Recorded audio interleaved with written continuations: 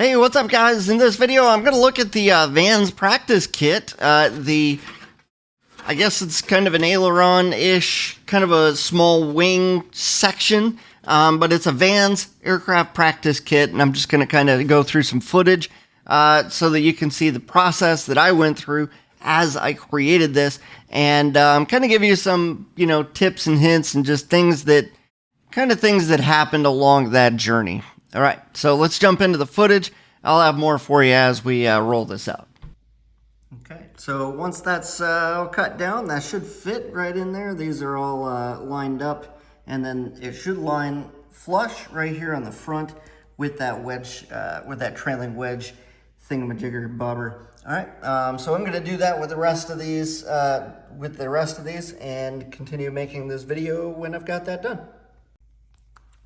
So I pretty well got all these set here. I got these. So the piece that I'm looking at right here is, and I don't really remember necessarily saying this in these videos, but that is a stiffener. That is a piece that's, it's not a rib, it's a stiffener, but that's the piece. There's two of them on this side, and these are the rivets for those, two on the other side here. And basically, you have to take those and shape them down so that the curvature of this actually fits into here. That's probably the main reason that you have to curve that down, maybe to lose a little bit of weight, although these things don't weigh that much. But if it were a real aircraft and you were working with one of those, the more aluminum and metal in this aircraft, the more it's going to weigh. So I'm sure that has something to do with it, but just thought I would throw that out there. Sorry for getting started in the middle of this, but I was going to go step by step and give you guys the step by steps, and then I realized that probably just wasn't going to work out. So there's a little bit of skipping around. My apologies for that. I'll try to mark it up in the chapters for you. Okay. These, they kind of got a little bit scuffed up just in the process. You can kind of see that in the aluminum. But these will fit really well here on the skin. And I've got these ones set. So I'm just going through and doing some deburring and just kind of making it look good. I'm going to start scuffing as well as I go and starting to get some of these holes pre-drilled out, because they do need to be final drill size for the three dash rivets there. So I'm going to start going through that process, so that way they're all ready. Everything's riveted and scuffed and ready and pre-drilled for that process of priming, because I'm going to prime. I'm going to kind of add that in here wherever it seems necessary. I'm kind of thinking it's probably going to be somewhere around step 2 or 3. So, all right, onto this. I'll see you guys in the next step. All right, things are looking good. All right, so I'm actually kind of skipping ahead. I'm kind of doing some stuff that I probably shouldn't have done in the directions, but as you can see here, I have dimpled. I've done all my match hole drilling at this point. I wanted to get all that done so that I could prime. And I'm trying out a couple different primers. On one skin, I'm using, let's see if I can find it. I'm using this self-etching Rust-Oleum over here. As you can see, yes, I got it all over the place. I'm trying that out.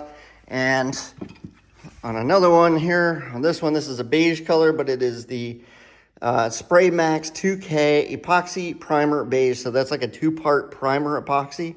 And once you activate it using the little button down in the bottom, it lasts for like 4 days or something. So I wanted to go ahead and get all that done. So I had to skip around the directions and do all my match drilling and all of my dimples. So I did that.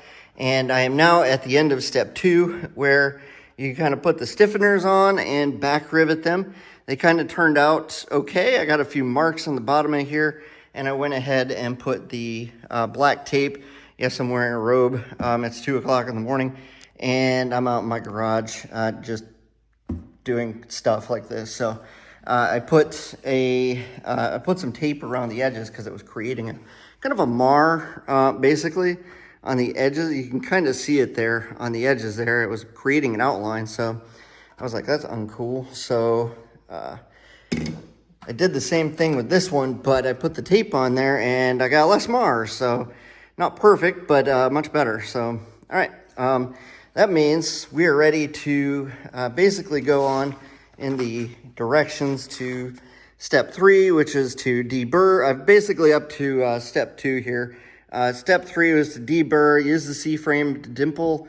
I've already done that. I've done all this stuff, fitting the ribs and aligning the end of the spar with the edge of the rib flanges, which I've kind of done here. You can kind of see this where you have to put it in there, but then you have to stick this thing in a C-clamp, and you actually have to put a 12-inch, you have to match drill this, but you have to put a 12-inch number 40, I think, if I remember right. Actually, I think it was a number 30 drill bit all the way through here so that you can match drill this hole and this hole up at the top. Not the ones in the middle. You don't even use these for anything. But you have to use the 12-inch so that it basically goes in as straight as humanly possible. Now that that's in there, we can basically get the spar, which I've already done all the priming on, get the spar riveted using the 4-4 rivets. All right, so that's kind of where I'm at this point. And then I'm sure once I'm done getting this and the skeleton created, that it will be time to kind of move on and get this probably affixed to here, but I'll get there. So also the spar caps will get, in this step, the spar caps are going to get put on to the ends. So, all right, that's, I think, where I'm at right now. I believe that's step 5. So rivet the reinforcement plates and ribs to the spar to form the skeleton. So that's where we're at, is step 5, and that's what I'm going to do next. I'll see you guys in the next step. All right, so I am riveting these on. I'm actually using the main squeeze with a cup rivet set there. And this actually works pretty good. Just doing this. I did one of these and it came out perfectly. So I'm just going to continue suit with this.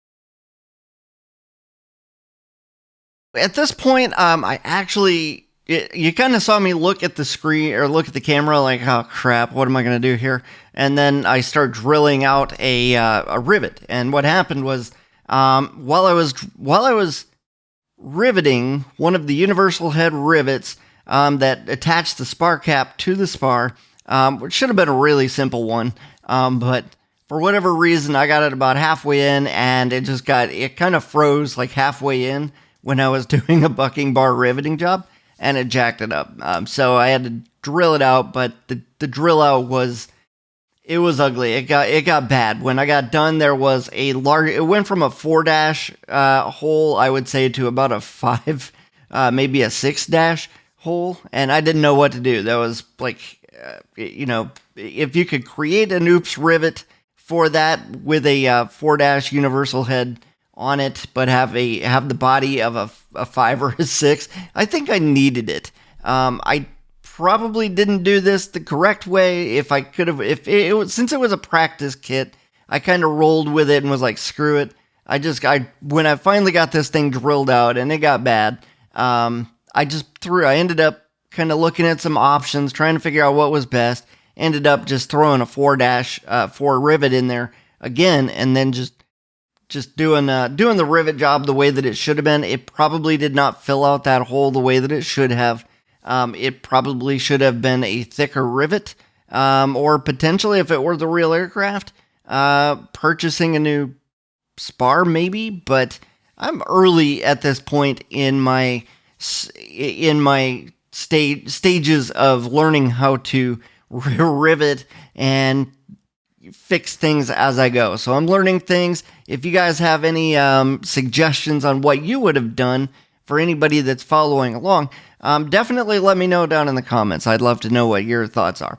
Anyway, back to this job. Okay, so at this point I have clecoed the skin. This is the bottom. We're calling this the bottom skin. So once you've set that in there and riveted, clecoed that in there, it'll kind of stand until we use the little fixture, which I'm going to create a little fixture here, and it's already been fit, clecoed, and machine countersunk. All right, so that was fun.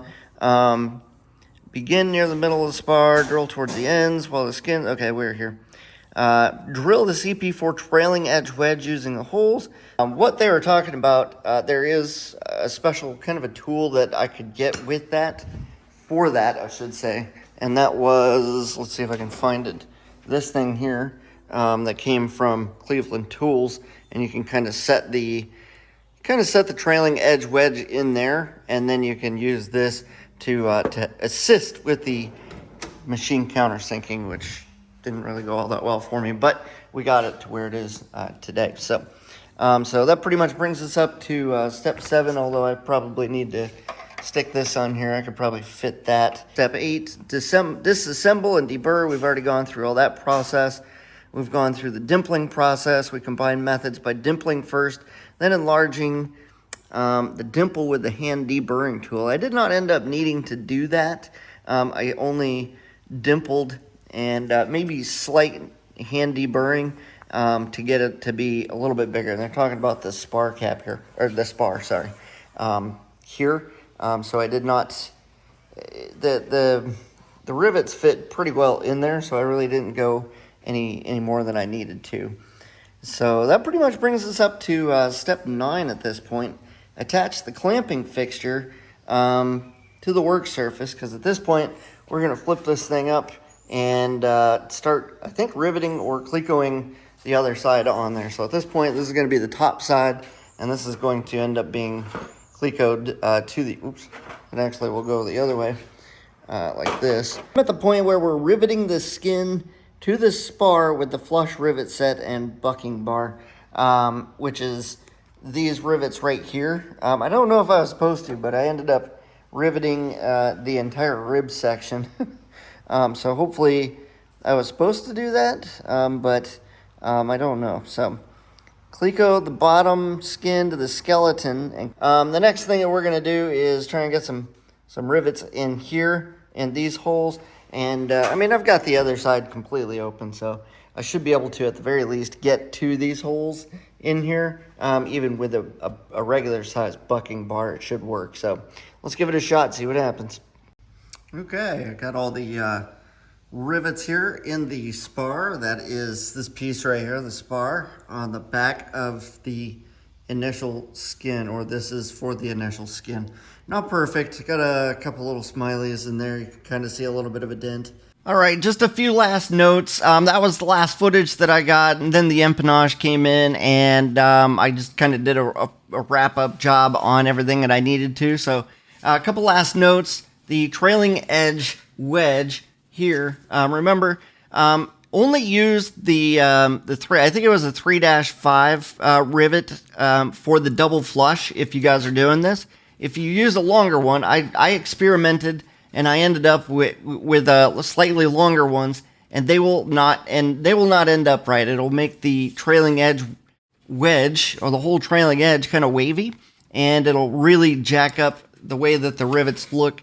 I don't know if you can see that or not, but it's going to mess it up. I used manual squeezers with a kind of a special tool for doing trailing edge rivets like this in a double flush manner from Cleveland Tools. So make sure you're using that. Make sure you're using the specified rivet size, and it should turn out decent. The ones where I was not experimenting turned out okay, but it did turn out. There's a lot of scratching on my trailing edge, and I really, honestly, I don't even know why. But like looking at it, I'm like, these scratches suck. Like, where did these come from? But they are what they are. So that note, second thing was the leading edge. I think it turned out pretty decent there, but it did get a little bit wavy. I think I got a little bit tight on my roll there, and then we used pulled rivets or blind rivets on the leading edge there. Overall, I think it turned out pretty decent looking. Really can't complain. I think most of my rivets turned out pretty good. There's a couple of them that I could not get a bucking bar into. So when I get a bucking bar, I will probably loop rack around to this and get that in there. But That's a very narrow area, and then the directions basically call for you to figure it out, go find some mild steel, and get it cut to the right size. I'm like, what? Like, you have to go just find your own steel to make a bucking bar? That's why we buy stuff, right? So that's pretty much that. But that's how it turned out. Hopefully, you caught something or learned something from this video. I like this, and it turned out pretty good. I did want to say one last thing about the primer. If you guys do decide to prime, there are two different primers. If you remember correctly, I used two different primers in there, and they were both okay. I used the self-etching primer from Rust-Oleum, the green stuff. That stuff did scratch. It did seem to scratch a little bit easier than the epoxy 2-part Pro Max 2K epoxy primer, and it did cost half as much. I don't know.